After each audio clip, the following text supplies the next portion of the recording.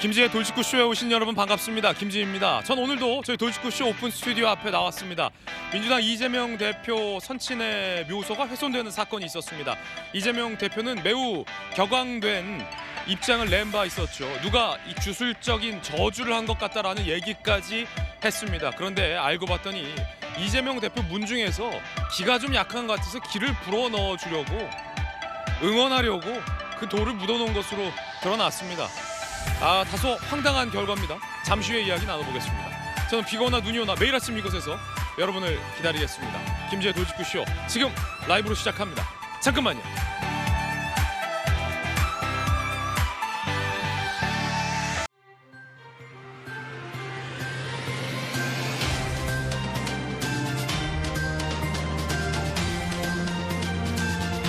신문 읽어주는 남자입니다. 금요일 아침인데 날씨가 많이 쌀쌀합니다. 요즘 감기도 유행한다고 해서 감기 걸리신 분들도 많을 것 같아서 기 한번 제가 넣어드리겠습니다. 팍팍. 그런데 이 기와 관련해서 참 황당한 일이 정치권에 발생했습니다. 이재명 대표 선친 묘소 훼손된 사건, 분명히 저주라고 했는데 기를 넣어주기 위한 문중들의 응원이었다고 합니다. 다소 황당합니다. 블랙 코미디 같기도 했습니다. 잠시 후에 이야기 나눠보겠습니다. 오늘 조간신문 4가지 키워드 준비했습니다. 첫 번째 키워드부터 공개합니다. 첫 번째 키워드는 바로 이겁니다. 추적. 동아일보가 이면에 쓰고 있는 기사입니다. 어떤 추적일까요? 함께 보시죠. 중학교 학원 구청 앞에서 대담한 범행이죠. 마약 플러스 보이스피싱을 합친 듯한 신종 범죄. 중고등학교 아이들에게 마약이 들어있는 음료를 주고 부모의 연락처를 따낸 뒤 협박 전화로 돈을 뜯어내려 했던 이 일당들. 한 명이 더 추가로 자수를 했습니다. 그런데 이 조직의 실체가 얼마큼인지 알 수 없습니다. 범행도 상당히 대담합니다. 잠시 후에 이야기 나눠보죠. 어느새 마약이 우리 일상에 우리 아이들을 위협하고 있는 작금의 현실. 윤석열 대통령도 강하게 엄벌을 지시했고요. 검찰총장도 팔벗고 나섰습니다. 잠시 후에 이야기 나눠보겠습니다. 이어서 두 번째 키워드입니다. 고삐. 한겨레 신문이 6면에 쓰고 있습니다. 어떤 고삐일까요? 최고위원 이딴 실언에 송구하다 김기현 국민의힘 당대표가 기강잡기 고삐를 죄고 나섰습니다. 불미스러운 잡음이 반복돼서는 안 된다. 윤리위도 가동하겠다. 공천에도 평가하겠다. 강한 경고의 메시지를 좌우 양옆에 있는 최고위원들에게 날린 셈입니다. 설화가 없고 열심히 일하고 있는 김병민 최고위원은 상당히 억울할 것 같습니다. 이어서 다음 키워드입니다. 세 번째 키워드는 뭘까요? 함께 보시죠. 기, 팍팍. 조선일보 6면입니다. 선친묘 흑주술이라더니 이 흑주술이라는 근거는 도대체 어디서 나왔던 근거였을까요? 문중들이 기가 약한 것 같아서 기를 보충해주기 위해서 생명기라는 한자를 써서 도를 넣어서 응원을 했던 거였습니다. 이재명 대표는 부모님을 능욕했다라며 흑주술이다 라고 발끈했었는데 상당히 오묘해졌습니다, 상황이. 잠시 후에 이야기 나눠보겠습니다. 이어서 다음 키워드입니다. 네 번째 키워드는 뭘까요? 네 번째 키워드는 불량. 한국일보가 오늘 3면에 쓰고 있는 기사입니다. 뭐가 불량이죠? 권경의 변호사가 논란입니다. 학폭, 소송 맡겠다고 해놨는데 변호사가 3번이나 불출석을 해서 자동 패소됐습니다. 피해자들은 1심부터 진행이 엉망진창이었다라고 얘기를 합니다. 변호사의 불량한 태도가 논란입니다. 변호사협회에서도 징계를 예고하고 있는데요. 도대체 왜 그랬을까? 권경의 변호사는 미스테리입니다. 최근 연락이 잘 되지 않는다라는 보도도 나오고 있습니다. 지금까지 신문 읽어주는 남자였습니다.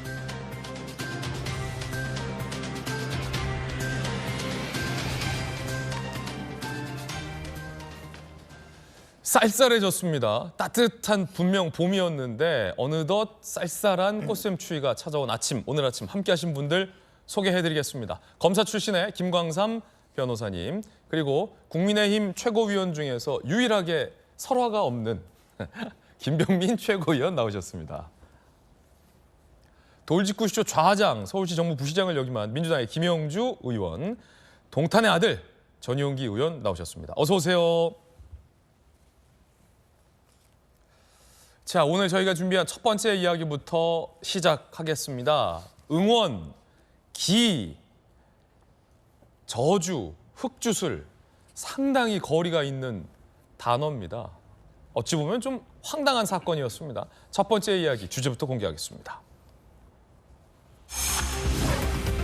그 CCTV의 정체, 그리고 묘소, 기찬 반전. 기가 막힌 반전이죠, 사실은. 자, CCTV 얘기부터 해보죠. 정식 담당 부서가 아니라 다른 직원을 통해서 성남시장실, 정진상 씨 사무실 등등의 그 CCTV를 설치했다라는 보도가 나왔습니다. 함께 보시죠.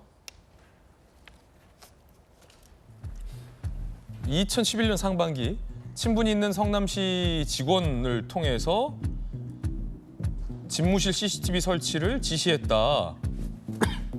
청사 2층 내에 10여 대 CCTV와 달리 별도 관리했다. 그래서 이 CCTV가 나오는 화면도 다른 루트로 관리가 됐다. 꺼놓은 상태로 유지가 가능하다. 결론적으로 이런 문화일보 보도가 나왔습니다. 그러니까 설치해놓고 기자들 올 때만 켜놓고 평소에는 꺼놓을 수 있다. 정식 담당 직원을 통해서 한 게 아니라 친분 있는 성남시 직원을 통해서 CCTV를 설치했다라는 보도입니다. 성남시 관계자, 당시 시장 집무실 CCTV는 보여주기 목적이다. 언론 취재 때만 작동됐고 나머지 시간대는 꺼놨다라는 인터뷰도 문화일보를 통해서 보도가 되고 있습니다. 이재명 대표는 집무실에 있는 CCTV를 설치했다라는 예화를 자주 들며 지난 대선 기간 때도 그만큼 청렴결백하다라는 것을 어필한 바 있었습니다. 그런데 그 CCTV 진위 논란이 일었고 오늘 이 보도는 다른 직원을 통해서 CCTV를 설치해놓고 평소엔 꺼놨다라는 의혹이 불거져 나온 셈입니다. 김영주 의원님, 네. 서울시에서 성남시보다 훨씬 큰 서울시에서 부시장님이셨잖아요. 혹시 집무실에 CCTV 있었습니까? CCTV 있었는지 기억이 잘 안 납니다. 그런데 거기에 대해서 신경을 쓰지 않았고 예. 아마 없었던 것 같아요. 그렇죠. 집무실에는 보통 없죠. 그런데 담당 CCTV 관리 부서가 있는데 친분 있는 직원을 통해서 아름아름 CCTV 좀 달아라라고 시켰다라는 게 문화일보 보도인데 좀 뭐랄까 통상적이지 않은 것 같은데. 통상적이지 않죠. 실제적으로 보면 이제 어공들이 하는 주장에 대해서 널공들이 반박을 해요. 그렇게 할 수 없습니다. 실제로 최소한 지금 담당과가 아마 총무과나 회계과 이제 시청 예. 안에 관리 부서가 정확하게 설치를 할 것이고 또 하나는 시 공무원들 입장에서 처음부터 엉터리 CCTV를 단다는 것은 상상도 할 수 없는 일이에요. 예. 아무리 시장이 그런 주장을 할 수 있겠습니까? 그런 의미에서 정진상이라는 사람의 정신 상태도 저는 적절하지 않다. 왜냐하면 공무원들한테 CCTV를 달라 해놓고 엉터리로 달라?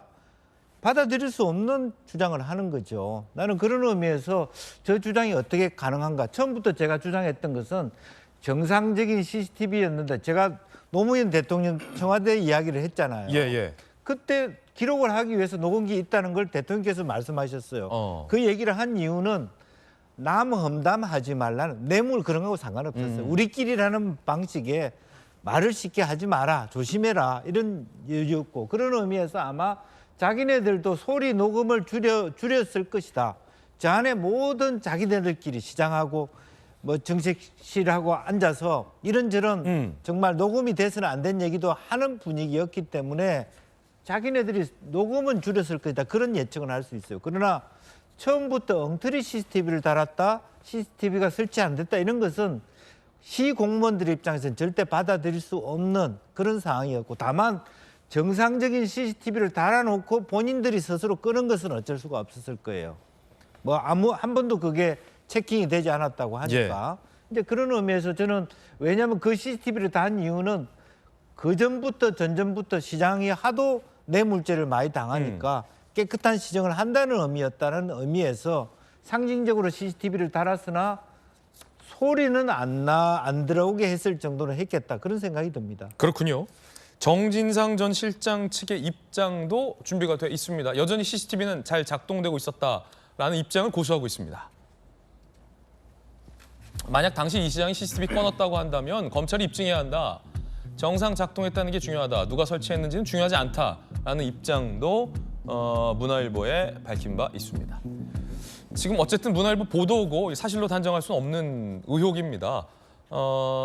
누가 설치했는지 중요하지 않다라는 정진상 실장 측 입장도 나오고 있고 만약에 꺼놨다면 그거는 검찰이 입증하라라는 주문도 정진상 실장 측은 하고 있습니다. 검찰 출신의 김관선 변호사님. 만약에 이 CCTV가 작동하지 않았다면 그거를 니들 입증해라 라는 게 정진 실장 측 입장으로 보이는데 이 보도에 따르면 어떻게 보십니까? 검찰은 이제 범죄를 입증해야 하는 거잖아요. 근데 이제 CCTV가 작동했냐 작동하지 않았냐 이것은 아주 부수적인 거예요. 그런데 이제 CCTV와 관련해서 사실 이제 검찰에서 먼저 주장한 게 아니고 정진상 씨가 주장한 거 아니에요? 아니 CCTV가 거기에 설치되어 있는데 내가 어떻게 돈을 받냐? 뇌물 받은 적이 없다. 정치자금 받은 적이 없다. 이제 그런 취지 아닙니까? 그러면 결국은 이제 CCTV와 관련해서 저게 정말로 작동을 했냐 안 했냐 이 부분은 정진상이 하는 말이 거짓말이냐 아니냐 이거에 문제가 되는 것이지 검찰이 주장하는 것은 이제 범죄 혐의와 관련해서 돈을 받았냐 여부이기 때문에 사실 이 부분이 너무 이제 지엽적으로 좀 흐르는 것 같아요. 그런데 좀 의심할 만한 부분은 있죠. 자, 집무실에 CCTV를 달았어요. 그럼 달라고 하면 정식적인 절차에서 달아야 할 거 아니에요. 그러면 그건 회계과에서 관할을 한다고 하고 그러면 지금 2층이 집무실이 있는데 한 10개 정도 CCTV가 달려있다고 합니다. 그러면 하나 더 달려고 하면 11개 달아야 하는 거죠. 예. 그리고 집행은 회계과에서 해야 하고 그다음에 이제 관제실이 있어요. CCTV 관제실. 그러면 함부로 껐다 켰다 할 수 없어요. 관제실 외에는. 그런데 집무실에만 독립적으로 하나를 달고 그것도 회계과를 통해서 달지 않고 뭐 골목이랄지 치안과 관련된 부서를 통해서 거기다 왜 단독적으로 CCTV를 달았을까? 이제 거기에 하나의 의구심이 생기고 그러면 독립적으로 달게 되면 사실 CCTV 저장 장치와 컨트롤 장치가 비서실에 있었다는 거 아닙니까? 예. 그러면 수시로 껐다 켰다 할 수 있는 거예요. 그럼 이것이 더 의혹을 살 수 있는 거죠. 아니 그냥 관제소에서 하면 되지 왜 자기들이 CCTV를 껐다 켰다 할 수 있도록 독립적으로 단 다음에 이걸 컨트롤하냐 이거죠. 그래서 이거 자체가 사실 이제 뇌물을 받았네 안 받았네에 관한 뭐 결정적인 건 아니지만 예. 우리가 생각할 때는 굉장히 의혹이 있을 수 있고 지금 이재명 대표는 자기 집무실에 오는 사람들이 뇌물을 워낙 많이 갖고 오기 때문에 저걸 달았다는 거 아니에요. 그럼 껐다 켰다 하면 안 되죠. 오히려 관제실에서 저걸 통제할 수 있도록 해야지 본인의 어떤 정지성이랄지 청렴성에 있어서 더 높은 점수를 줄 수 있는 거 아닙니까? 근데 경우에 따라서 누가 찾아왔어요. 네. 근데 저 사람은 또 어떻게 비밀이 뭐가 있을 수 있으니까 야 일단 CCTV 꺼. 그래놓고 또 뭐 우리가 생각지도 않는 일을 할 수도 있는 거 아니에요. 그래서 그런 점에서는 예. 뭐 상당히 다른 CCTV와 다른 점에서는 좀 의혹이 좀 있을 수 있다 이렇게 봅니다. 그렇군요. 검찰 쪽에서는 또 이렇게 생각할 수 있다라는 의견도 전해드리고 있습니다.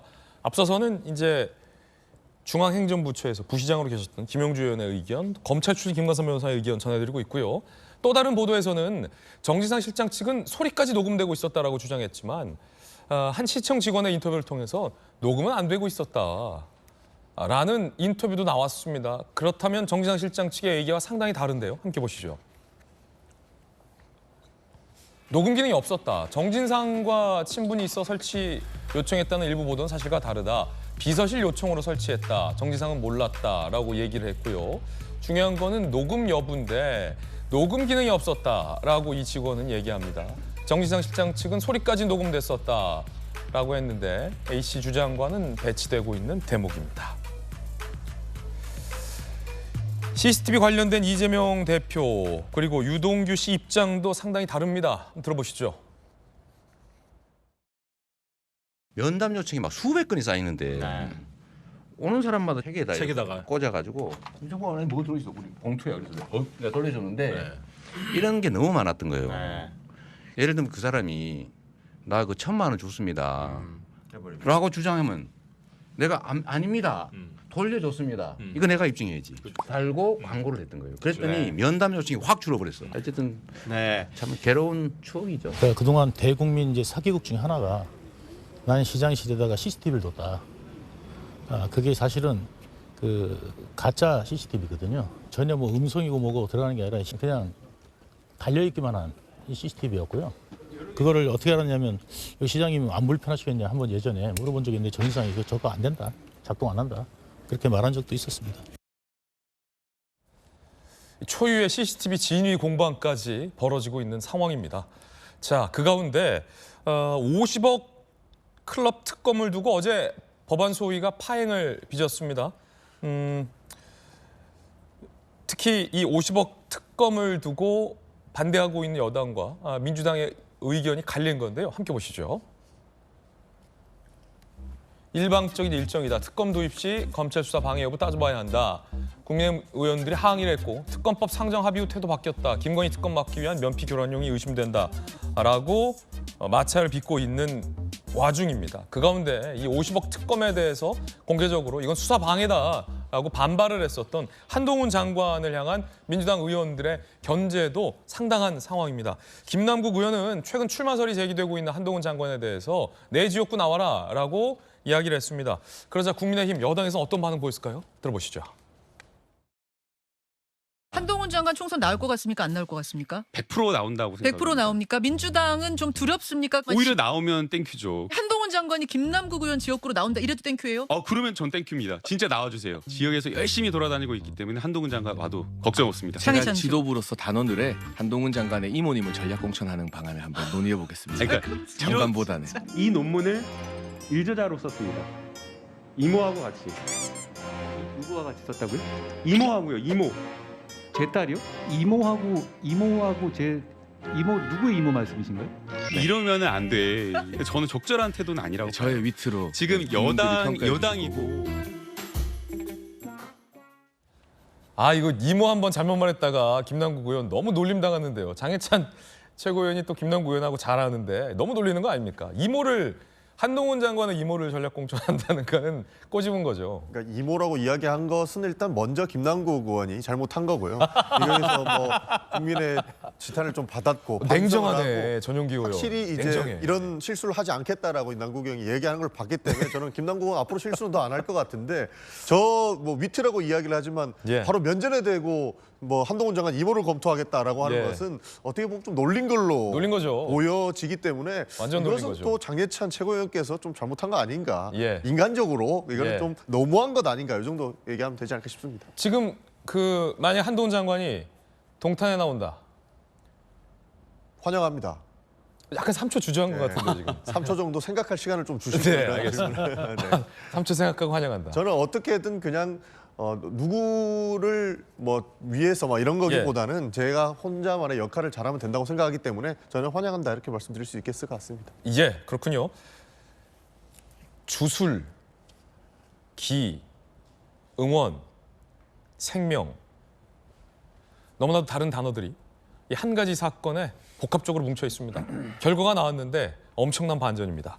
이재명 대표는 누군가가 나를 저주하는 의미로 흑주술적인 테러를 벌였다라는 식으로 굉장히 격앙된 반응을 보였었죠. 함께 보시죠.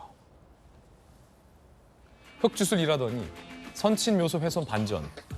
경주 이씨 문중 인사들이 이재명이 대선에 낙선했다. 도움 주자라고 이모 씨에게 요청을 했다고 그래요.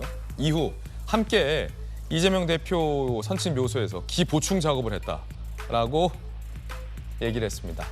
날생, 밝을 명, 기운, 기 다 좋은 단어들이잖아요. 애초에.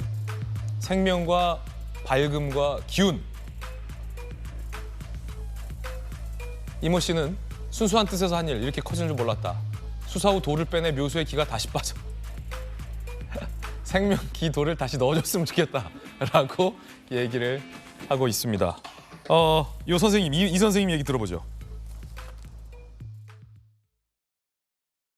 6월 1일 날인가 그 선거가 됐잖아요. 그렇죠. 기를 보충해주면 더 나을 수 있지 않겠느냐 제안을 했기 때문에 저도 이제 같이 동행을 했던 거지. 생명기라고 하는 그것을 내가 글씨를 써보니까 그 가중에서 기가 나온다고. 굉장히 선의로 이재명 대표를 응원하려고 하고 있고 지금도 그 돌, 생명기 돌 다시 넣어야 한다라고 주장을 하고 있습니다. 이재명 대표가 초반에 밝혔던 것과 많이 다른데요? 들어보시죠. 사자에 대한 테러입니다. 제1야당 대표를 공격하기 위해 돌아가신 분들의 묘소마저 공격하는 패륜적 행태에 분노합니다. 이재명 대표가 얼마나 두려우면 살, 명, 생이라는 글자, 저주의 글자까지 써놓았겠습니까? 일제시대 말뚝박기를 연상케 합니다. 이러한 패륜적 범죄는 반드시 범인을 색출하고 배후 세력을 밝혀야 합니다. 이재명 대표가 당시에 이런 글을 올린 바 있었죠. 흑주술, 의견을 들어보니 흑주술로 혈자리에 절멸과 폐가 망신. 너무 다른데요. 김병민 최고위원님 어떻게 보십니까? 이거 뭐 블랙 코미디도 아니고요. 어디에서 흑주술이라고 하는 근거가 있는지 이재명 대표와 민주당이 좀 밝혀야 될 것 같은데요. 저렇게 하신 분들에 대해서 선처에 대한 얘기를 하는 것 같습니다. 네네. 근데 지금 이 선처는 국민들께서 이재명 대표와 민주당에게 할지 말지를 고민하고 걱정해야 될 때거든요. 왜냐하면 대국민 사기극, 대국민 기만극을 펼쳤던 게 이재명 대표의 모습 아닙니까? 실제로 흑주술을 토대로 이재명 대표의 선치 묘까지 테러했다고 온갖 비난들을 쏟아냈었죠. 그러니까 누군가 특정 사람들을 아예 딱 정해놓고 그 사람들이 이재명 대표를 해하기 위해서 이재명 대표 조상 묘까지 테러한 것처럼 얘기를 했는데 알고 보니까 이재명 대표에게 길을 불어넣어주게 했다는 것이기 때문에 이건 민주당 대표, 대변인 그리고 수석 최고위원까지 나와서 국민들을 기만하는 쇼를 한 것 아닙니까? 그러니까 그 당시에도 이거 이재명 대표에게 전해지고 있는 여러 가지 의혹들을 벗어나기 위해서 자작극 벌이는 거 아니냐 이런 의혹들도 있었는데 굉장히 황당하기 그지없는 상태라 볼 수 있고요. 길을 불어넣어줬다고 하니까 실제 대통령 선거에서는 0.73%로 졌는데 그리고 이 길을 불어넣어줘서 지난 지방선거 때 같이 보궐선거를 했던 거거든요. 인천 계양선거에서 또 이재명 대표가 당선이 됐죠. 만약에 이거를 거꾸로 이재명 대표가 아니라 국민의힘에서 이런 일이 벌어졌다면 주술정당이네 무속이네 해갖고 민주당이 온갖 비아냥들을 쏟아내지 않았겠습니까? 예. 이쯤 되면 오히려 주술을 토대로 이번 보궐선거에서 큰 기운을 얻었던 게 이재명 대표가 아닌가라는 생각 지우기가 어려운데요. 과연 이 일에 대해서 국민들께 그냥 단순히 선처라는 말로 뭉치고 넘어갈 게 아니라 정말 제대로 확인하지 못하고 성급하게 이야기를 꺼냈던 부분에 대해서 고개 숙여 죄송합니다라고 얘기하고 있는 그런 반성의 태도는 좀 보여야 되는 것이 아닌가 생각합니다. 예, 반성하라, 사과하라라는 건데 분명히 그때 흑주술 뭐 어디서 얘기 들으셨어요? 이재명 대표께서 그때? 흑주술은 전 국민이 봤죠. 손에 왕자를 쓰고 이렇게 나오신 분이 있기 때문에 흑주술이라는 건 당연히 의심할 만했고 예. 여기에서 사실 자작극을 의심하시면서 사과라고 말씀을 하시는데 사실 저는 이 사과할 문제까지는 아니다라고 생각합니다. 왜냐하면 어떠한 경우가 됐건 잘못한 것은 명백하다. 저는 이런 말씀 드리고 싶습니다. 네. 길을 불어 넣어주고 싶어가지고 했다고는 하지만 결국에는 이재명 대표의 선친의 묘를 어느 정도 일부는 훼손시켰거든요. 그 본인의 동의 없이 그러면 안 되죠. 그렇죠. 실제 예. 땅을 파가지고 거기다 돈을 넣어놨기 때문에 이 부분은 명백하게 그분이 아무리 좋은 의도를 가지고 있다 하더라도 잘못된 선택을 하셨고 잘못된 행위를 하셨기 때문에 돈이 아니라 돌. 그러니까 그렇죠? 돌려 돌. 네, 예. 돌.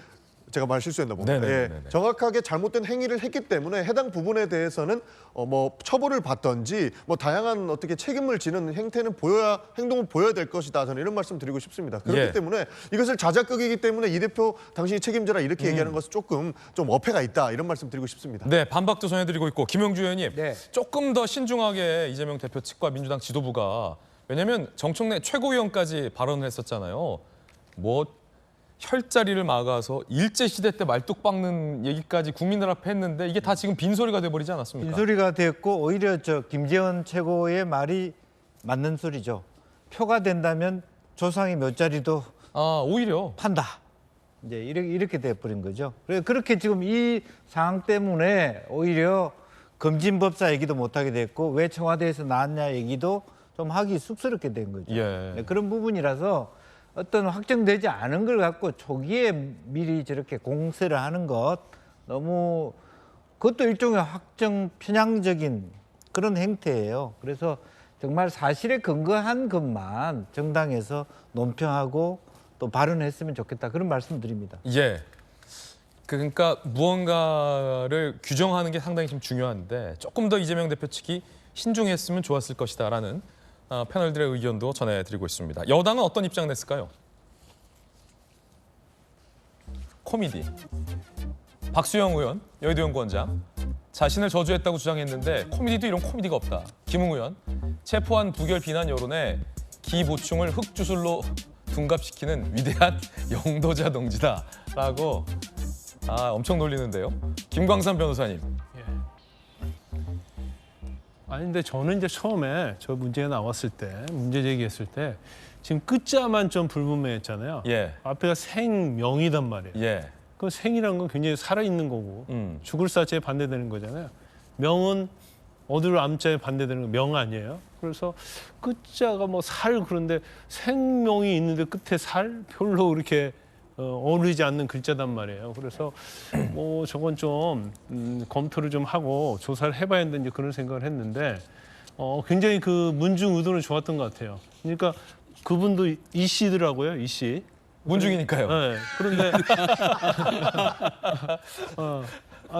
아니 그러니까 문중이라는 게 또 뭐 이재명 대표를 지지하는 다른 문중일 수도 있고. 그렇죠.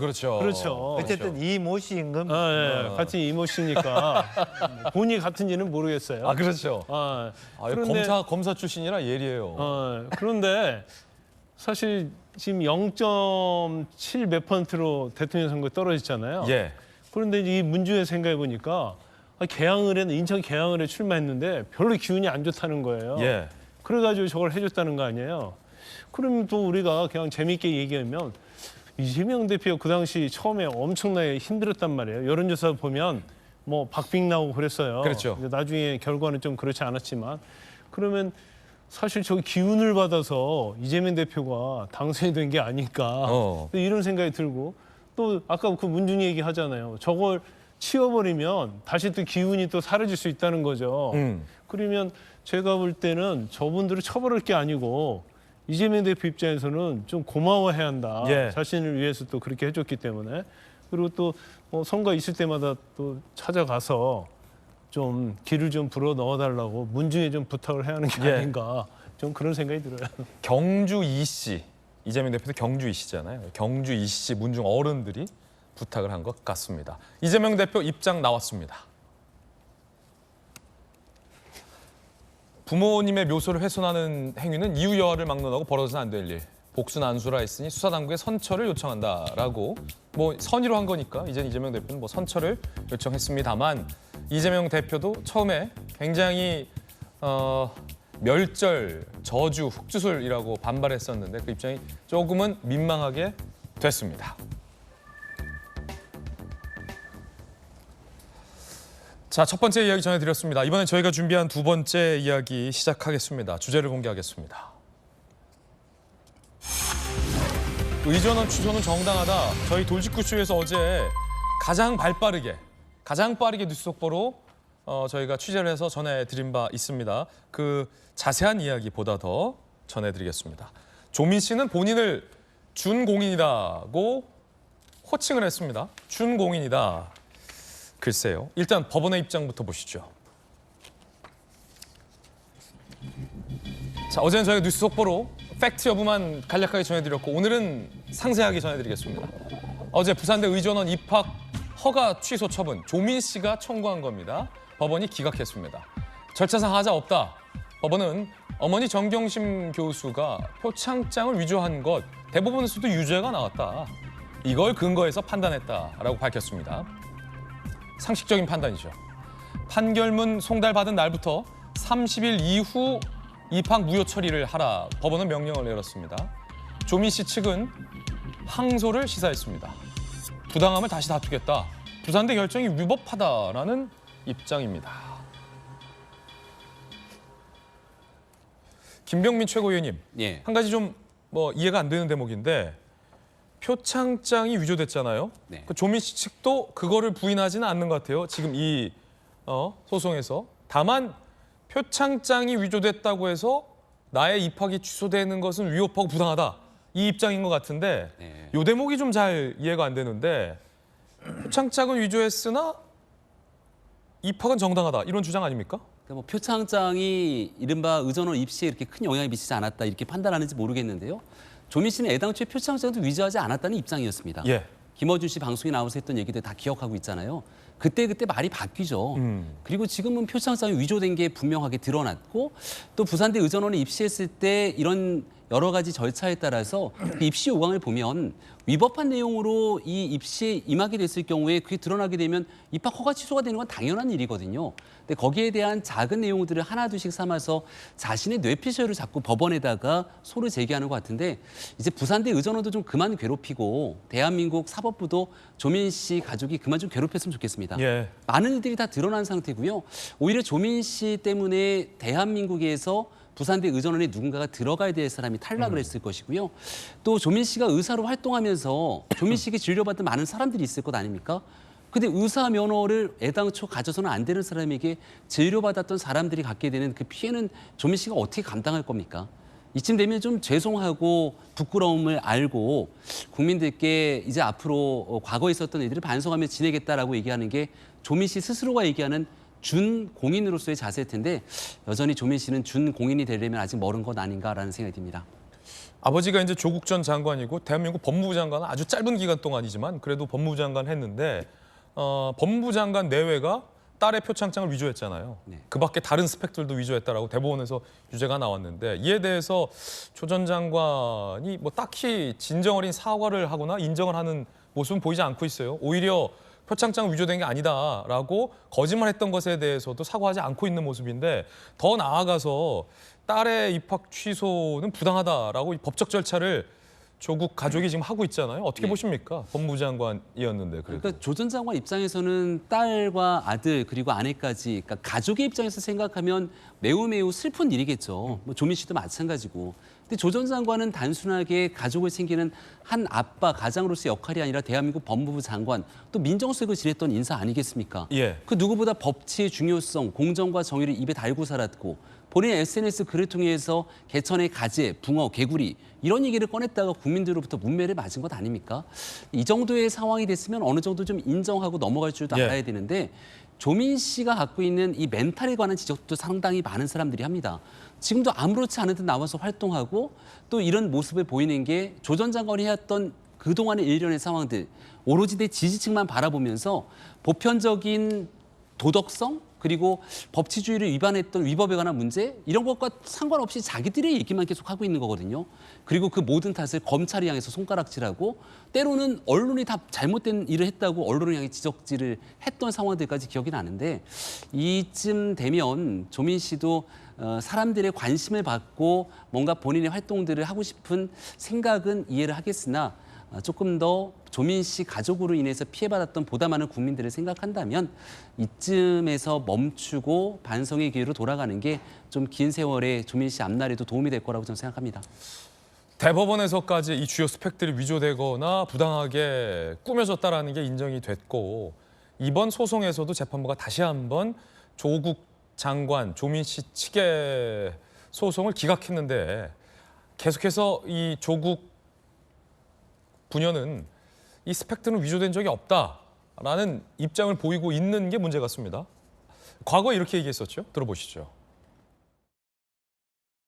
저희 아이가요, 그 학교에 가서 중학교, 고등학교 학생들 영어로 가르치는 거 실제 했습니다. 실제 활동을 했고 그에 대한 그 표창장을 받은 거 사실입니다. 아무리 그 당시에 적법이고 합법이었다고 하더라도 그것을 활용할 수 없었던 사람들에 비하면 저나 저희 아이가 혜택을 누렸다고 생각합니다. 결과적으로 저희 아이가 합법이라고 하더라도 혜택을 입었던 점에서는 제가 반성합니다. 저는 봉사활동이나 인턴을 하고 나서 받은 것을 학교에다가 제출했습니다. 위조를 한 적도 없습니다. 그러면 정말 억울하죠. 근데 저는 고졸돼도 상관없다고 생각하고 있습니다. 시험은 다시 치면 되고 30에 의사가 못 되면 40에 되면 된다고 생각합니다. 부녀의 이 같은 말은 다 사실이 아닌 것으로 드러나고 있습니다. 합법이라고 조 전 장관은 계속해서 얘기했지만 대법원 유죄 판결을 보면 합법적인 스펙은 그리 많지 않았습니다. 조민 씨는 과거 김어준 씨와 인터뷰에서 고졸이 돼도 없다, 상관없다라고 얘기했지만 상관없지 않은 것 같습니다. 의사 면허를 유지하려고 계속 항소를 밟고 있으니 말이죠. 김영주 의원님, 네. 이 정직함과 관련돼서 다시 한번 화두인데 법무부 장관 부녀가 국민들 앞에 계속 정직한 모습을 보여주지 못하고 있다는 생각이 듭니다.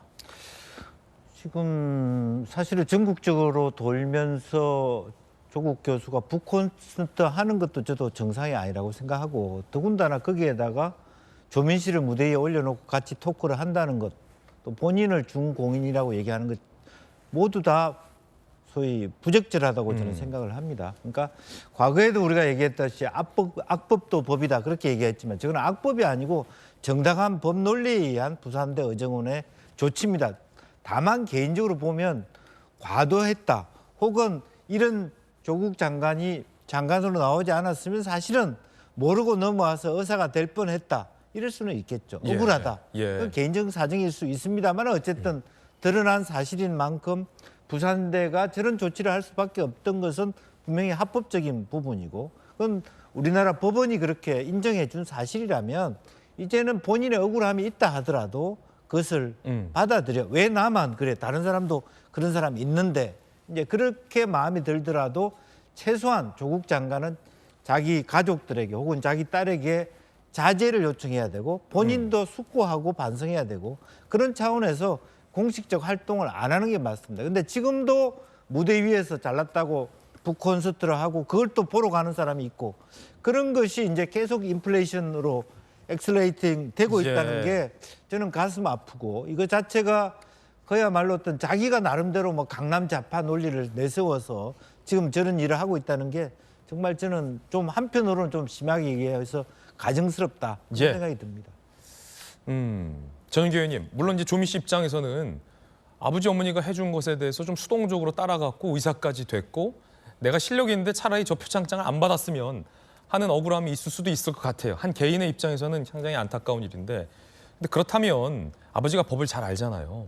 근데 지금 계속 이렇게 시간을 끌면서 의사면허를 유지하고 있는 것도 다른 사람들이 갖고 있지 않은 법적인 혜택으로 시간을 끌면서 의사면허를 연장하고 있다는 비판도 있는데 그런 법적 혜택을 마지막 순간까지 부여잡고 있을 게 아니라 본인 말대로 실력이 있다면 차라리 다시 시험 쳐서 이번엔 위조된 표창장 없이 정정당당하게 의사면허를 따는 게 더 빠르지 않을까요?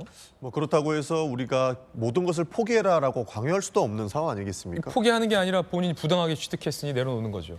그러니까 표창장은 본인 입장에서는 계속 억울하다고 이야기를 하고 있는 것이고 그 억울함을 풀기 위해서 많은 노력을 하고 있는 것에 대해서 사실 우리가 조금 안 입곱게 볼 수는 있겠습니다만은 이거를 모든 것을 내려놓고 다시 10년에 걸쳐서 본인의 스펙을 쌓아라라고 얘기하기도 좀 어려운 부분 같습니다. 왜냐하면 본인은 계속적으로 주장하고 있는 게 그 표창장 자체도 뭐 위조를 한 것이 아니다라고 주장하고 있는 것이고 어디 재판 나가서는 동양대 최성해 총장하고 개인적으로도 아는 사이다라고 주장하고 있지 않습니까? 그런 측면에서 나는 이 표창장을 위조할 이유도 없고 위조를 하지 않았다라고 주장하고 있는 측면에서는 근데 그 주장은 대한민국 대법원의 그렇죠. 판단을 대한민국 법무부 장관이 가족이 지금 동의하지 않는 거잖아요. 대법원 판단에 따르지 않는, 순응하지 않는 거잖아요. 맞습니다. 맞습니다. 그런 부분에 대해서는 분명히 비판을 받아 마땅할 것입니다. 그러나 여기에 대해서 저희가 사실 법적으로만 시간을 끌지 말아라. 지금 빨리 당장이라도 내려놓고 당신은 모든 것을 받아들여라라고 하기에는 굉장히 조금 어려운 지점이 있지 않을까 싶습니다. 왜냐하면 개인의 억울함은 또 어느 정도 개인이 풀 수 있는 기회는 법적으로 주어지기 때문이라고 생각합니다. 예. 본인이 예전에 라디오에 나와서 했던 게 저는 뭐 처음부터 다시도 상관없습니다. 30살이 돼서 40살이 돼서 따도 괜찮다고 본인 스스로 얘기해왔던 내용들과 전면으로 배치되는 거거든요.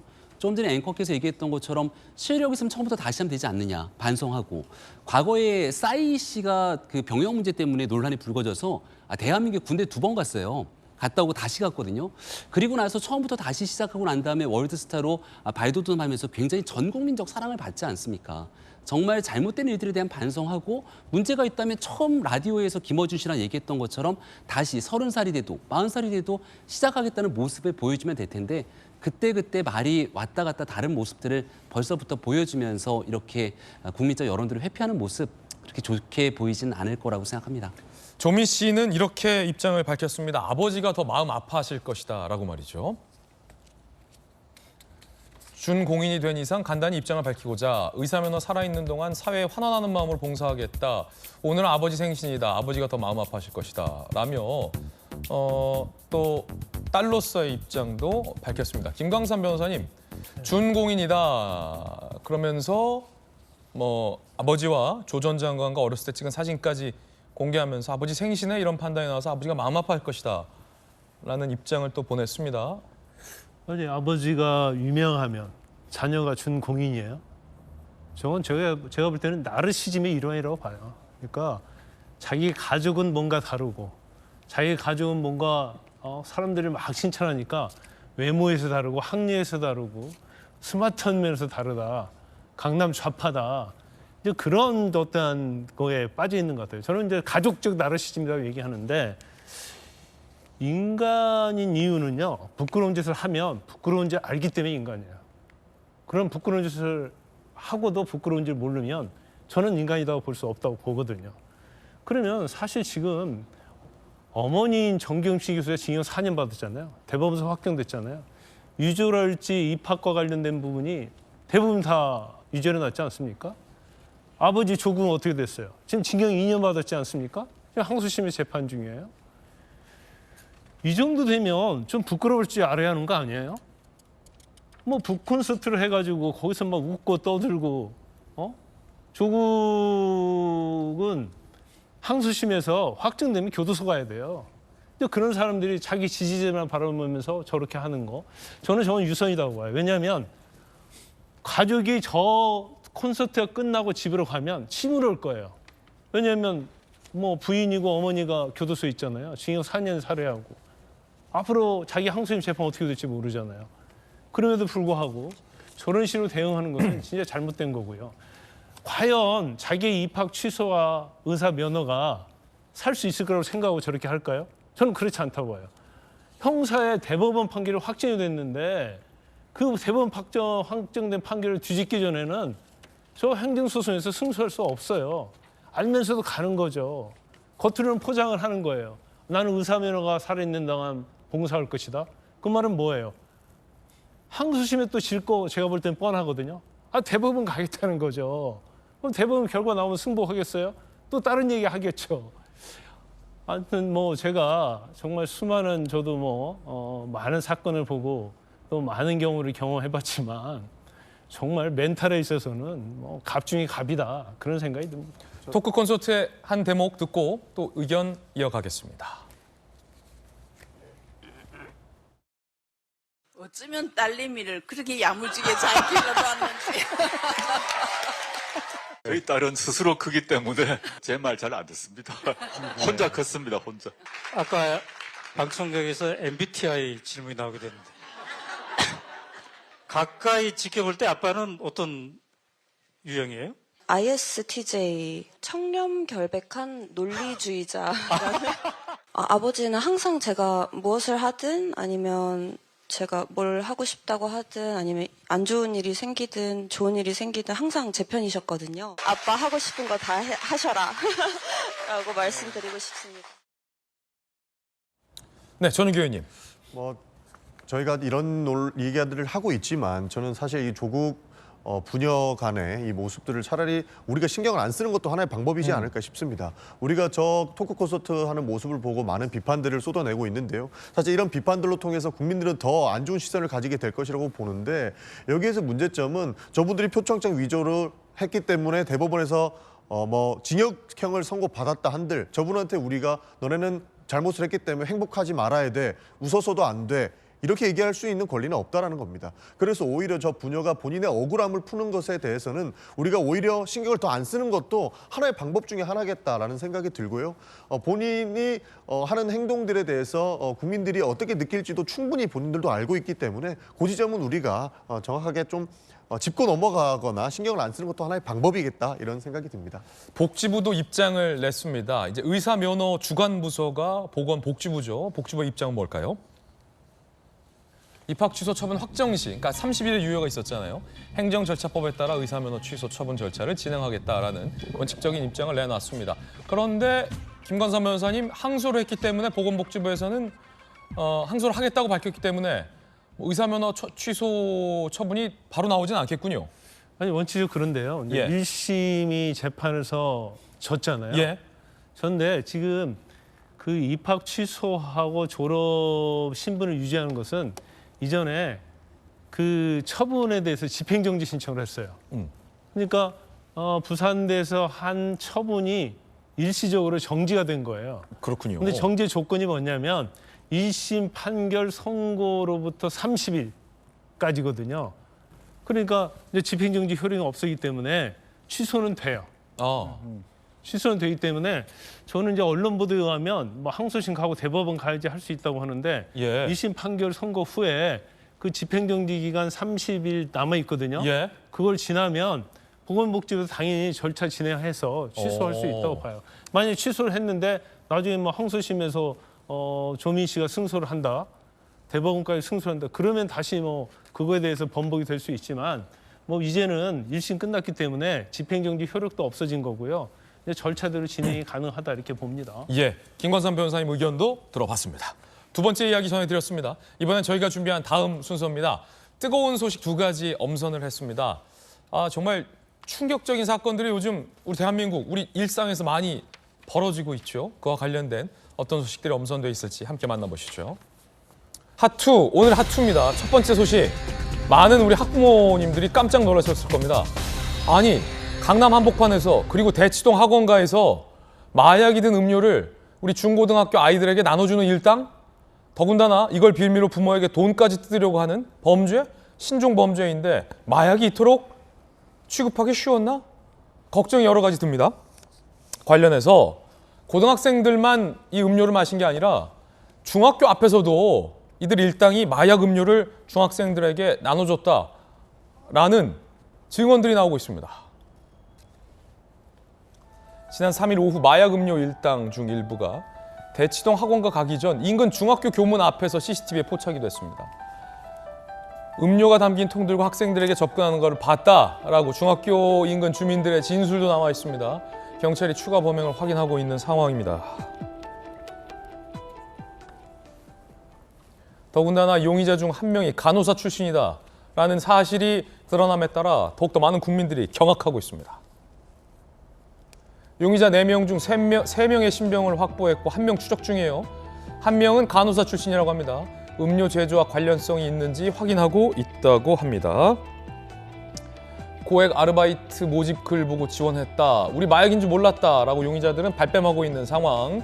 마약 음료의 출처는 퀵 서비스로 전달받았다. 일명 던지기 수법으로 전달됐다라고 진술하고 있습니다.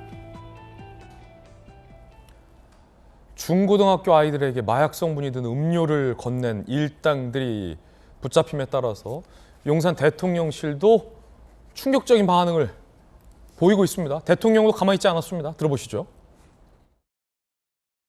윤석열 대통령은 마약이 어린 고등학생들에게까지 스며든 충격적인 일이라고 밝히고 검경은 수사 역량을 총동원해서 마약의 생산, 유통, 판매 조직을 뿌리 뽑고 범죄 수익을 끝까지 추적해 환수하라고 지시했습니다. 김병미 최고위원님, 윤석열 대통령 후보 시절에 24시간을 수행했던 최측근 대변인이었잖아요. 사실 윤 대통령이 제일 잘하는 게 수사, 발본, 세권, 뿌리 뽑기 이런 거 잘하잖아요. 지금 이거 진짜 마약 범죄 이거는 대통령이 바로 메시지 냈잖아요. 가만히 두지 않겠다는 거예요. 게다가 그냥 단순한 마약 범죄가 아니라 대한민국 청소년들한테 손을 뻗친 정말 천인공노할 범죄 행위들 아니겠습니까? 이게 애들이 어린 시절에 마약을 접하면 뇌 기능이 마비된대요. 게다가 이 학생들 학원가에 접근해서 이들에게 그 음료를 시음하는 것처럼 아이들한테 먹이고 부모한테 돈을 뜯어내려고 협박했던 심각한 범죄가 같이 이중으로 결합된 건데 이런 일들을 초창기에 발본세곤에서 아예 범죄가 발을 붙이지 못하도록 하는 일이 윤석열 정부에게 주어진 가장 중요한 과제라고 생각하고요. 사실 지난 정부 동안 이 마약 범죄에 대해서 조금 더 강력한 수사 의지를 가졌으면 어땠을까 하는 아쉬움 저는 좀 많이 남습니다. 돌직구쇼에서 한번 생각해 보시면 기억날 텐데 버닝썬 사건 기억하시죠? 그럼요. 우리 그때 얼마나 많이 이야기 나눴습니까? 지난날 이때 있었던 버닝썬 사건 등에 촉발됐던 여러 범죄들 그리고 그 이후로 나타났던 마약 범죄에 대한 위험성에 대해서도 여러 경고들이 있었는데 그런 일들을 잡을 듯 하면서도 제대로 뿌리 뽑혀지지 못했던 지난날이 있었거든요.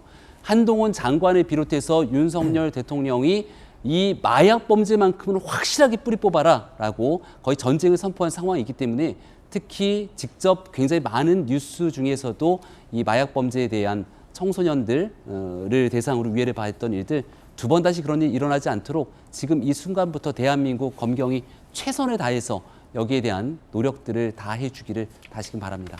한동훈 법무부 장관이 줄곧 마약 수사하게 해달라라고 밝힌 바 있었죠. 한번 들어보시죠. 피자 한 판 값으로 마약을 살 수 있고 어린 자녀들 학교 보낼 때 혹시 마약하지 않을까 하고 걱정하는 나라가 돼서는 안 되지 않겠습니까? 검찰청법과 어쨌건 형사소송법이 지금 이제 유효로 확정이 된 거 아닙니까? 시행령을 좀 바꿔야 될 것 같은데 그 점에 대해서는 어떻게 생각하십니까? 저는 오히려 국민을 범죄로부터 보호하기 위해서 그 시행령을 지키는 것이 더 중요해졌다고 생각합니다. 저는 왜 도대체 깡패, 마약, 무고, 위증 수사를 못하게 되돌려야 한다는지 그 이유를 오히려 묻고 싶습니다. 검찰총장도 마약 TF팀을 구성해서 수사를 하고 있기 때문에 한동훈 장관의 어떤 시행령과 관련돼서 좀 맞물리는 부분도 있는 것 같습니다. 마약 수사 검찰 시절 때 잘했던 김광삼 변호사님. 지금 근데 한동훈 장관 얘기 나와서 시행령 되돌려라, 폐기하라 라고 민주당 의원들이 최근에 한 장관 압박했잖아요.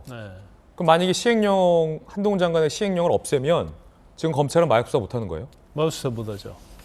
그런데 지금 대통령은 검경이 함께 마약 끝까지 뿌리 뽑으라고 했는데 검찰이 이 상황에서 검수완박 때문에 마약 수사 못하게 되면 마약 수사 역량 떨어지는 거 아닙니까? 근데 좀 그 민주당에서 검수완박법 할 때요. 어떤 검찰의 어떤 정치적인 수사 이런 거를 의식해서 검수완박법 만든 거 아니에요? 예. 근데 왜 거기에서 마약 이런 걸 빼려고 했는지 이해가 안 가요. 물론 그 법 개정 과정에서 등자를 붙여서 일단 시행령으로 마약 수사를 할 수 있게 하는데 아니 마약 수사를 검찰서 좀 하면 어때요?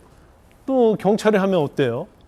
근데 왜 이걸 검찰이 마약 수사를 못하도록 하기 위해서 계속적으로 지난번 대정부 질문 때도 보면 시행령으로 해서 마약을 넣은 것은 이것은 유법이라는 주장을 왜 계속 하는지 좀 이해가 가지 않아요. 마약이라는 것 자체는 경찰이 됐건 검찰이 됐건 국민의 입장에서 국가의 입장에서 보면 무조건 퇴치하는 거 아니에요? 예방해야 하는 거 아니에요? 잡으면 엄중하게 처벌해야 하는 거 아닙니까? 그런데 왜 이걸 못하게 하는지 모르겠어요. 근데 어쨌든 간에 일단 시행령에 마약이 들어가는 것이 수사 대상으로 마약이 들어가는 게 뭐 이게 법 규정에 맞냐 안 맞냐를 떠나서 지금의 상황을 여러 가지를 보면 검찰이 마약 수사를 하는 게 사실은 국민의 입장에서 보면 이건 맞다라는 그러한 뭐 어떻게 보면 여론적인 것도 좀 이루어져 가고 있는 것 같아요. 그래서 사실 이제 마약에 대해서는 그 전에 경찰보다는 검찰이 상당히 마약에 대해서 전문성이 좀 있었거든요. 그러면 같이 공유하면서 같이 수사하면 좋은 거예요. 그래서 뭐 이걸 뭐 시행령에 있으니까 할 수 있고 없고 그런 걸 이제 떠나자는 거예요. 그래서 같이 하고 더군다나 이제 마약과 관련해서 이제 최근에 엄청나게 많은 문제점이 생기고 있고 아까 한동훈 장관이 이 얘기하잖아요. 피자 한 판 가지고 마약을 구입할 수 있는 그런 우리가 이제 마약 청정국이 아니다라는 거예요. 그러면 경찰 검찰 같이 합심해서 마약으로부터 국민을 보호하는데 아무튼 최선을 다하는 게 중요하다 이렇게 말씀을 드립니다. 지금 중고등학교 학생들한테까지 마약이든 음료를 뿌리는 일당의 신종 범죄가 나와서 많은 국민들이 놀라고 있는 상황인데 전윤기 의원님, 민주당에서는 그간의 입장은 사실은 이 마약 범죄가 나오기 전이었잖아요. 지금 마약 범죄가 나왔고 지금 한 명은 아직 못 잡고 있는데 검찰 검수완박 관련해서 딴 거 말고 마약만 지금 수사할 수 있게 혹시 민주당에서 동의할 수 있는 의사의 어떤 뭐랄까요 변함이 있는지 마약만 일단은 마약 범죄는 일망타진해야 되는 거죠. 그래서 국가수사본부라든지 검찰이든 경찰이든 다 했으면 좋겠다라는 생각을 모두가 가지고 있는 것 같습니다. 그래요? 그러나 이 변경하는 문제에 대해서는 조금 더 회의적인 부분이 있는 것 같습니다. 검수완박 법안은 또 다르다. 그렇죠. 권수완박이 아니죠. 수사와 기소가 분리돼야 된다는 부분인데 굳이 이 내용을 마약 수사를 무조건 검찰이 해야 된다라고 하는 내용들을 조금만 뜯어보면 저희는 이런 의심까지 했었습니다. 마약 수사를 해가지고 한번 스타 검사가 되는 방법 중에 가장 좋은 게 또 마약 수사거든요. 애초에 국가가 안 된다고 해놨던 것을 한번 빵 터뜨려가지고 스타 검사가 될 수 있는 방법 중에 하나가 또 마약 수사인데 그것 때문에 포기하지 못하는 것 아니냐 이런 의심도 처음에는 했었는데 그러나 마약 수사는 뭐 누가 됐든 일망타진해야 된다는 것은 민주당도 당연히 동의하는 바다. 저는 이런 말씀 드리고 싶습니다. 그렇군요. 근데 그게 이제 딱 그 시행령에 지금 걸려버렸어요. 김영주 의원님. 물론 이제 민주당 의원들도 이 마약 사건이 터질 줄은 몰랐겠고. 근데 공교롭게 검수완박에서 등 앞에 있는 그 두 가지 범죄에는 마약 수사가 해당되지 않잖아요. 그러니까 한 장관이 계속해서 벌써 지금 몇 개월째입니까? 마약 수사하게 해달라라며 검수완박을 비판했던 건데 전 국민이 깜짝 놀라고 우려하는 마약 사건 지금 터졌어요. 근데 시행령을 돌리면 민주당 의원들 주장처럼 검찰이 마약 수사에서 당장 손을 떼게 되는 상황이잖아요.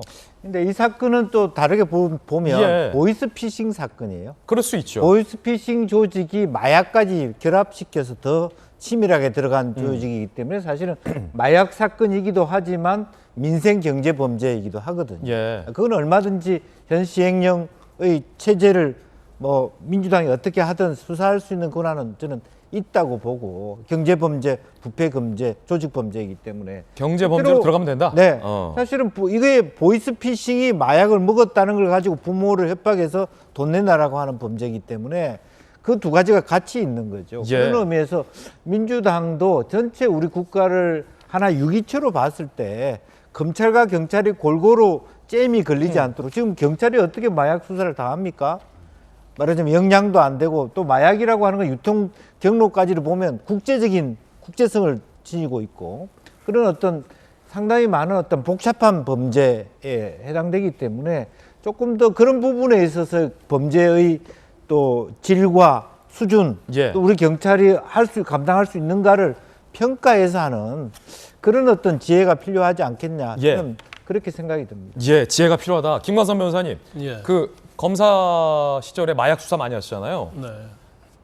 그러니까 제가 그 강력계 형사 출신의 변호사를 알고 있어서 물어보니까 경찰도 마약 수사 잘한다 하더라고요. 그런데 또 마약 수사 전담했던 검사들 얘기 들어보면 마약 수사는 경찰 수사만으로는 좀 한계가 있다. 그 뿌리를 발본색원하고 그 배후 세력까지 특정을 해서 잡아내는 건 큰 수사의 그림을 그려야 하는 역량이 필요한데 경찰이 수사를 못해서가 아니라 지금까지 해왔던 수사의 분야가 다르기 때문에 그건 마약 전담 검사 조직이 잘한다라는 얘기도 있었는데 어떻게 보세요? 경찰도 마약 수사 많이 하죠.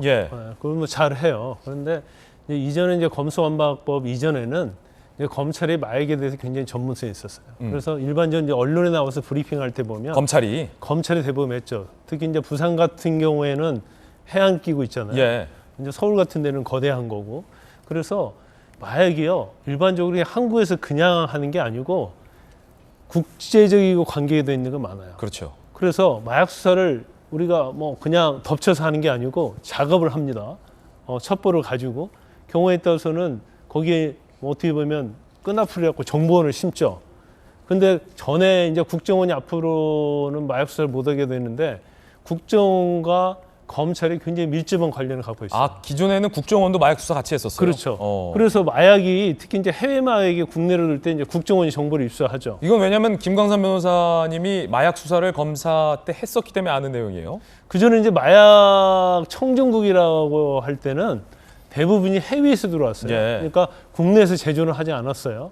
그러면 해외에서 들어올 때는 그 정보가 있어야 하고 첩보가 있어야 하는 거거든요. 이제 그러다 보니까 검찰에서 특히 강력계 안에서 마약만 전담하는 이제 검사들이 있었어요. 그래서 이제 수원, 뭐 서울, 부산 이런 데서 엄청나게 마약과 관련된 이제 범죄를 일망타지는 경우가 굉장히 많았죠. 그런데 이제 어차피 이제 검찰이 지금 시행령에 의하면 마약을 계속 수사할 수 있게 되기 때문에 이제 경찰과 협조 자체가 사실은 더 시너지 효과를 얻을 수 있거든요. 근데 그러면 결과적으로 같이 협업해서 하면 뭐 굉장히 좋은 결과를 얻을 수 있다고 봅니다.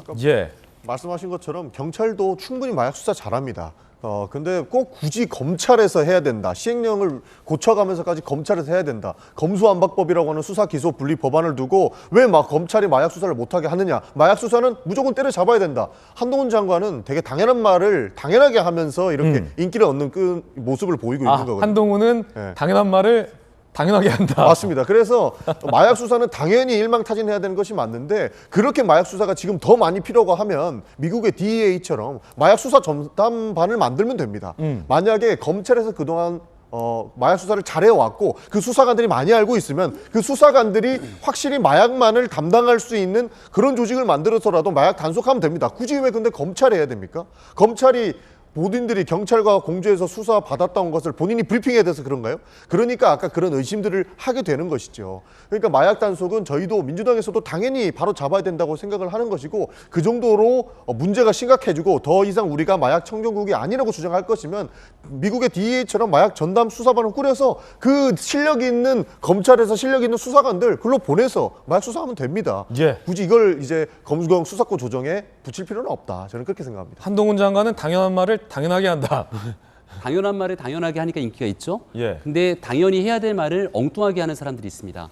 대표적인 케이스가 황운하 의원인데요. 과거에 있었던 얼마 전의 말입니다.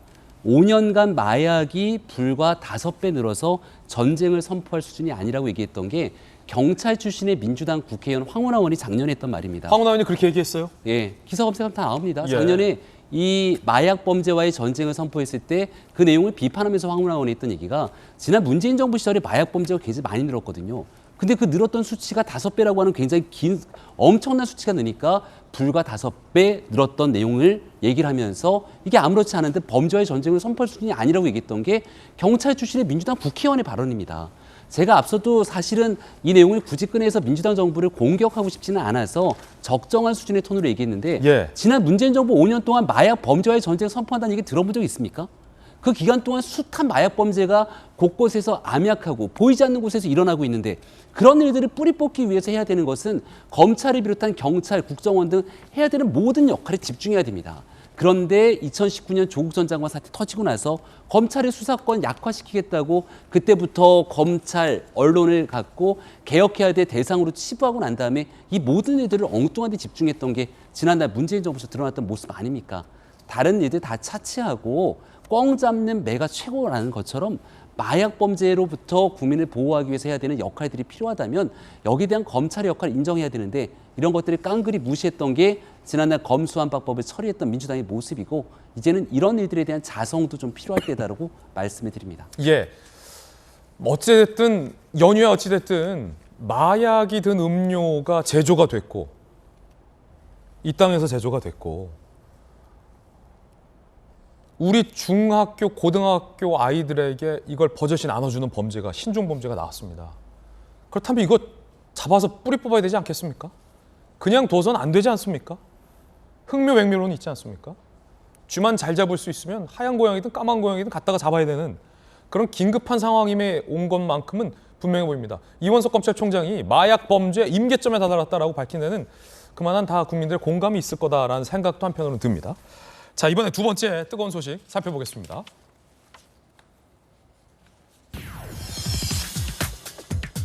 강남 한복판에서 벌어진 충격적인 납치 살해. 그 배후로 지목된 부부 중 남편이 체포가 됐죠.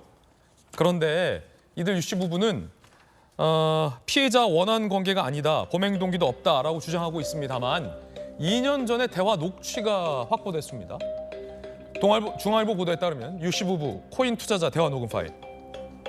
부인이 피해자 A씨가 이간질을 해서 코인 업체 대표를 못 만나게 했다. 저 X 내가 죽여버리겠다라는 굉장히 감정적인 표현이 들어갑니다. 남편 유씨 완전 뒤에서 뒤통수 없는 죄까지 만들어 고소한다고 라는 대화가 녹음되어 있습니다. 대화가. 유씨 부부는 피해자 A씨와 각종 코인 관련 송사가 얽힌 관계이고요. 피해자 A씨와 원한 관계 없다라고 주장해 왔지만 해명과 이 녹취 내용은 배치되고 있습니다. 김강산 변호사님, 이 사건 굉장히 좀 복잡해졌는데 배후에 있는 것으로 의심되고 있는 유씨 부부. 김강산 변호사님은 어떻게 보십니까? 지금 전체적으로 보면 배우가 될 가능성이 크다고 봐요. 그래서 이게 이제 깊게 들어가 보니까요.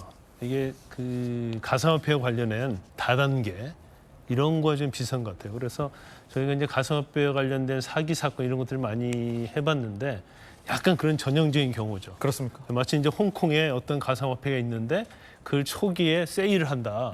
그래서 투자자를 모집하는 거예요. 그래서 이게 상장이 되면 뭐 3배 간다, 10배 간다, 20배 간다 하는 거예요. 그래서 투자를 모집해서 이 초기에 가상화폐를 나눠주는 거죠. 그래서 상장되는 경우가 있고 안 되는 경우가 있어요. 그럼 상장 안 되면 먹튀하는 거고요. 근데 상장을 시키면 사실은 이것이 검증된 가상화폐가 아니기 때문에 시세 조정을 합니다. 조정하다가 오늘 갑자기 다 정지가 되고 멈춰버리는 거예요. 그래서 이 사건도 사실은 보니까 이 살인교사 혐의를 강도살인이죠.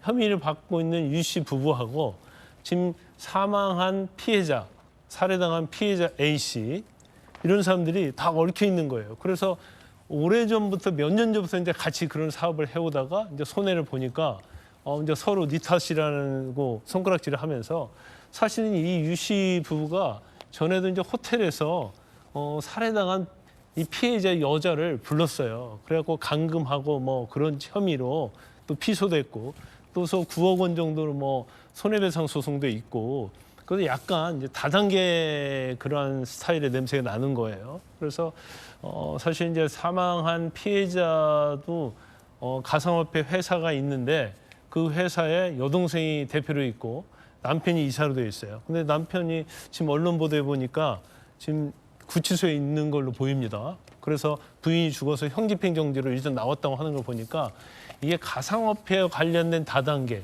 사기 이런 면에 있어서 굉장히 피해자들을 얽히고 설켜 있다 보니까 굉장히 감정적인 측면이 있고 이제 문제가 되는 건 이거예요. 지금 피해자 유 씨가 전에 지금 문제되고 있는 그 3명의 범인에게 4천만 원 줬다는 거 아니에요. 그럼 이게 착수금이 아니냐 이런 면하고 그다음에 살해를 하고 나서 이 유 씨를 이경수가 만납니다. 한 번은 집에서 만나고 한 번은 이 유 씨의 사무실에서 노년도 사무실에서 만나요. 그래서 6천만 원 달라고 하는 거예요. 그러니까 거절을 하는 거예요. 그러면 이 살해 직후에 왜 만났을까? 왜 돈을 요구했을까? 미심쩍다. 그렇죠. 그러면 유 씨와 어떤 상관관계가 알겠습니다. 있을 가능성이 크다 이렇게 봅니다. 예, 검찰이 이 유 씨 부부 중 남편에게 구속영장 청구했다고 하니까 그 결과도 좀 지켜봐야 할 것 같습니다. 뜨거운 소식 2가지 전해드렸고요. 이번엔 저희가 준비한 다음 이야기입니다. 여야 소식 짚어보겠습니다. 국회로 가보죠. 울산 패배의 메시지 상당히 좀 충격적인 결과일 겁니다. 국민의힘에게는. 그리고 후쿠시마에 간 민주당 의원들 도대체 왜 갔냐라는 비판이 민주당 안팎에서도 있습니다. 전해드리죠, 모두. 일단 잘 알려지진 않았습니다만 재보궐선거가 진행 중이었고 결과도 나왔습니다. 낮은 투표율은 그만큼 국민들의 무관심함을 나타내죠. 그 결과도 꽤 충격적일 겁니다. 국민의힘에겐.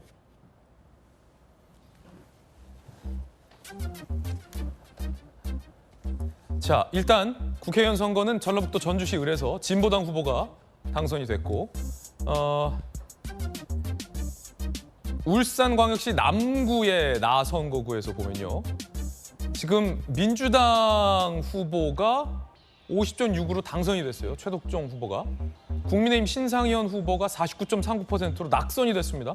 그런데 이 울산 남구는 말이죠. 이 굉장히 국민의힘에게는 유리한 지형이었습니다. 소위 울산에서도 상당한 텃밭으로 알려져 있었고 울산의 뭐 강남, 울산의 대치동 이렇게 불렸습니다. 윤석열 대통령이 지난 대선에서도 58% 굉장히 높은 어찌 보면 이 강남 송파보다도 더 높은 득표율을 기록했던 것이 이 울산 남구였고 김기현 대표가 또 울산은 국회의원 아니겠습니까? 그런데 민주당에게 이번 재보궐선거, 물론 뭐 구의원 선거입니다만 자리를 내줬습니다. 그러자 이재명 대표는 이렇게 입장을 냈습니다. 놀라운 선택, 이재명 대표도 놀란 거예요. 윤 정부 독주에 강력한 경고장을 날려야 한다는 국민의 마음이 모인 결과다라고 주장을 했습니다.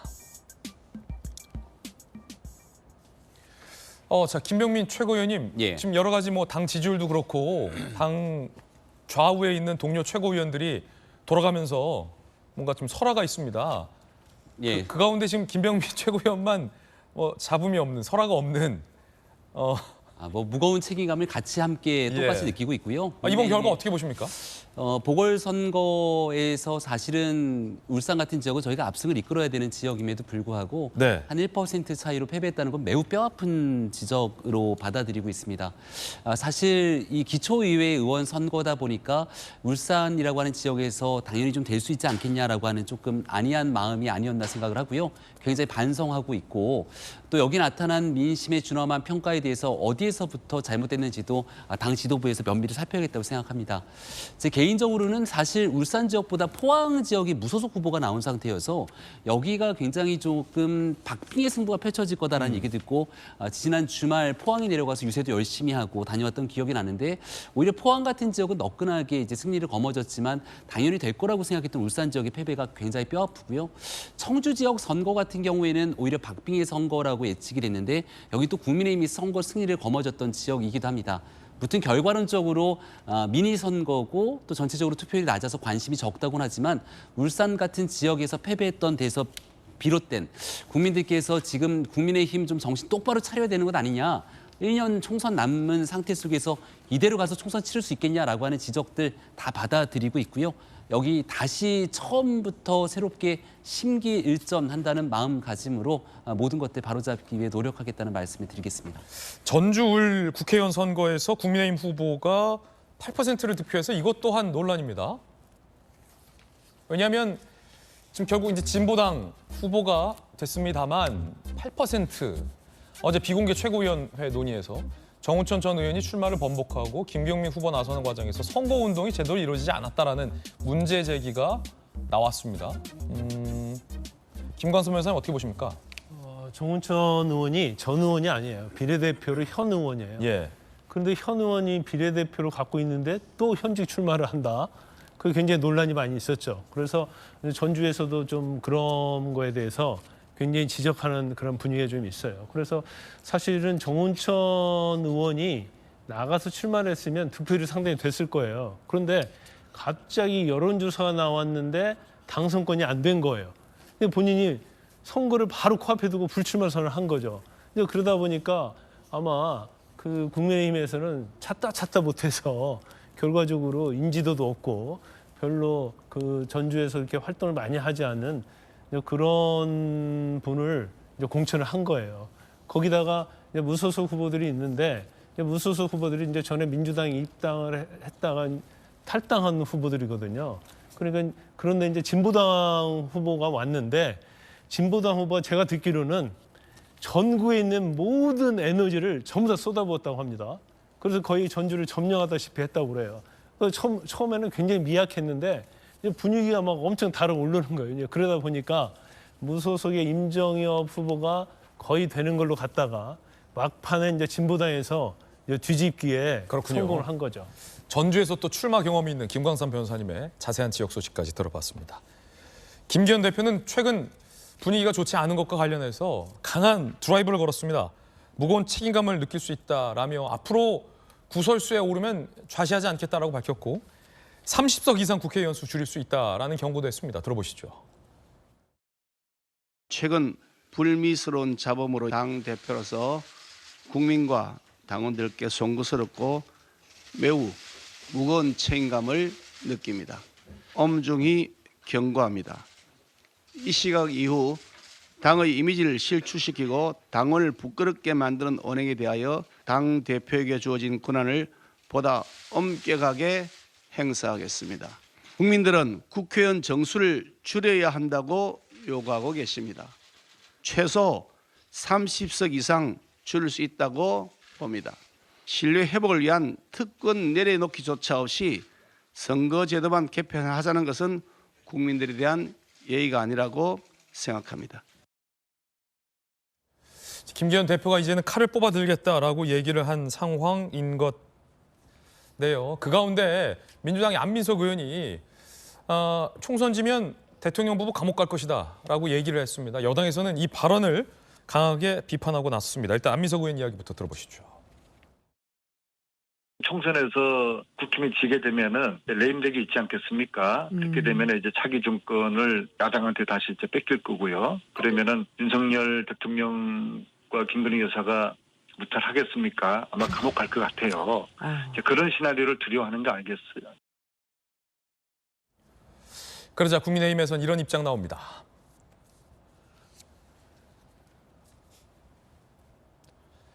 자, 대국민 사기극을 펼친 안민석 의원이 최순실 300조 원은 다 찾았냐?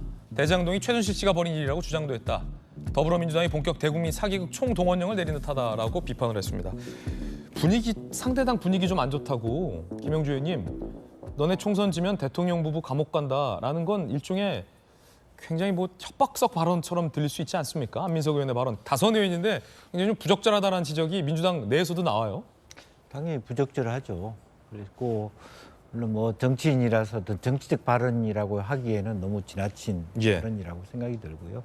또 실체적으로 조금 현재 여야 할 것 없이 모두 의원들이 좀 현실적인 팩트에 입각한 예측과 전망과 정책적 대안으로 싸워야지 막연하게 입만 열면 탄핵, 입만 열면 감방 이런 식의 서로 폭탄 던지기 식의 어떤 말을 하는 것은 훨씬 더 정치적 혐오를 많이 나타내게 될 것이고, 따라서 그렇게 되면 어떻게 되냐 하면 수도권이고 전국선거 자체가 예측할 수 없는 지경으로 빠질 겁니다. 국민들은 아마 여야 모두 정치인들에 대해서 대단히 다른 방식으로의 분노를 표출할 것이라고 보고, 이러한 방식 발언들, 안민석 의원과 같은 발언들이 계속 많아지면 많아질수록 정치적 혐오는 더 많아질 것이고 더 다른 대안들을 만들어 갈 것이다. 저는 그렇게 생각이 듭니다. 예.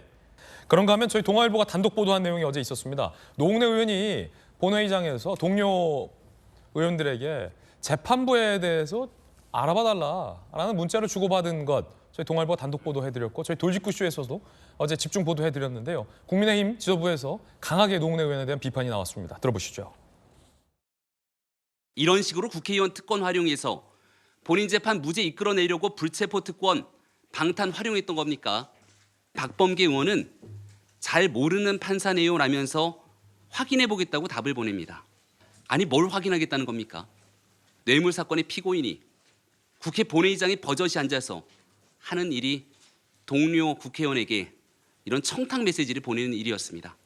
국회 반탄으로 국회 전체의 위신을 땅에 떨어뜨린 노웅래 의원과 더불어민주당은 대국민 사과에 나서기 바랍니다. 자, 지금 김병민 최고위원이 강하게 비판 입장을 냈어요. 예, 어저께 국회 저희 국민의힘 최고위원회 회의에서 모두 발언으로 메시지를 냈는데 뉴스를 보고 좀 충격이었습니다. 동아일보가 사진 단독으로 포착을 해서 찍은 사진 뉴스가 나왔는데 보니까 텔레그램으로 국회 본회의장에 앉아서 메시지를 보내는 게 그대로 포착이 됐죠. 노웅래 의원은 잘 알고 있는 것처럼 얼마 전 민주당의 방탄으로 이른바 불체포 특권을 활용해서 법원의 영장 실질 심사도 받지 않았는데 본인이 이제 뇌물 혐의에 대한 재판을 받게 되지 않습니까? 근데 그 재판장 판사를 알아봐달라는 내용을 전직 법무부 장관인 박범계 의원에게 보냅니다. 예. 그러니까 국회의원 신분으로 본회의장에 앉아서 하는 일이 의정 활동을 하는 것도 아니고 심지어 전직 법무부 장관한테 자기 재판장 판사를 보내서 알아봐달라고 얘기를 하겠다는 것이 도대체 상식적인 일이겠냐라는 생각이 들고, 민주당이 똘똘 뭉쳐서 노웅래 의원 감싸면서 불체포 특권으로 결국은 체포동의안 부결시키지 않았습니까? 이렇게 한 일들도 국민들이 지켜봤을 땐 국회의원이 갖고 있는 특권을 2중, 3중, 4중으로 하는구나라고 지켜볼 수밖에 없을 겁니다. 본인 재판에 대해서 일반 평범한 시민들과 똑같은 방식의 재판을 받는 것이 아니구나라는 모습들을 보여준 것 같아서 민주당이 이쯤 되면 적어도 노웅래 의원 이 뇌물, 수천만 원대 뇌물 혐의로 기소까지 된 상황인데 최소한 여기에 대한 징계 조치들 이런 것들은 있어야 되지 않는가라는 게 제 개인적인 생각입니다. 예. 자, 노웅래 의원이 이거 청탁한 거 아니냐라는 국민의힘의 강한 비판인데 전유교 의원님. 청탁까지는 할 수 없었을 거라고 보고 있습니다. 그러니까 현직 판사한테 청탁이 어떻게 가능하겠습니다만 성향이 어떤지 파악해 보려고 했더라는 시도 정도는 볼 수 있을 것 같습니다. 그랬다면 저는 되게 부적절한 일이다 이런 말씀을 드릴 수 있을 것 같습니다. 어떠한 방식이 됐건 이 사람의 성향을 파악하는 것 그리고 본인의 방어권을 행사하기 위해서 노력하는 부분들은 어느 정도 뭐 이해는 합니다만 그것은 머리로 이해할 수 있는 부분이지 이거는 정의감을 이야기하는 국회의원으로서는 부적절한 행동을 했기 때문에 이 부분에 대해서는 비판하에 마지 않다. 저는 그렇게 말씀드리고 싶습니다. 예, 그런가 하면 민주당의 의원들이 후쿠시마를 방문 중에 있습니다. 그런데 정작 이 도쿄 전력 측과의 만남도 불발이 돼서 민주당 안팎에서도 조심스럽게 왜 간 것이냐라는 비판의 목소리도 나오고 있습니다. 함께 보시죠.